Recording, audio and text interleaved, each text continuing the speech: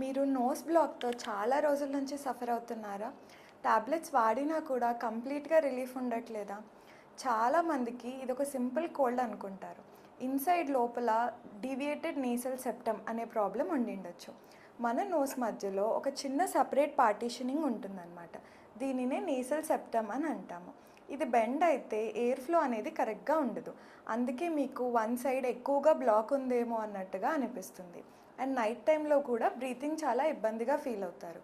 కొంతమంది పేషెంట్స్కి mouth breathing, snoring లేదా రిపీటెడ్ సైనస్ ప్రాబ్లమ్స్ కూడా వస్తుంటాయి. మీరు స్ప్రేస్ వాడినా కానీ టాబ్లెట్స్ వాడినా కానీ టెంపరీ రిలీఫ్ ఉంటుంది. స్ట్రక్చర్ అనేది లోపల బెండ్ అయితే పర్మనెంట్గా కరెక్ట్ చేయదు అది. సో ఇలాంటి కేసెస్లో మేము సజెస్ట్ చేసేది ఏంటి అంటే సెప్టోప్లాస్టీ. ఇది చాలా సింపుల్ ప్రొసీజర్, లోపల నుంచి చేస్తాము, బయట కట్స్ అనేవి ఏమీ ఉండవు. ఒక 30 to 45 మినిట్స్లో అయిపోతుంది అండ్ నెక్స్ట్ డే డిశ్చార్జ్ అయిపోతుంది.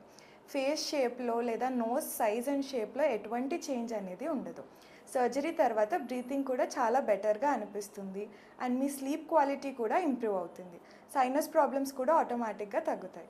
సో ఇలాంటి ప్రాబ్లమ్స్ లాంగ్ టైం నుంచి ఉంటే ఇగ్నోర్ చేయకండి, ప్రాపర్గా చెక్ చేయించుకోండి. ప్రతి నోస్ బ్లాక్కి సర్జరీ అనేది అవసరం ఉండదు, కానీ కరెక్ట్ కేస్ని ఐడెంటిఫై చేయడం అనేది చాలా important. For any such problems do visit us. I'm Dr. Akshita Reddy, consultant ENT at Onus Robotic Hospitals, Champapet.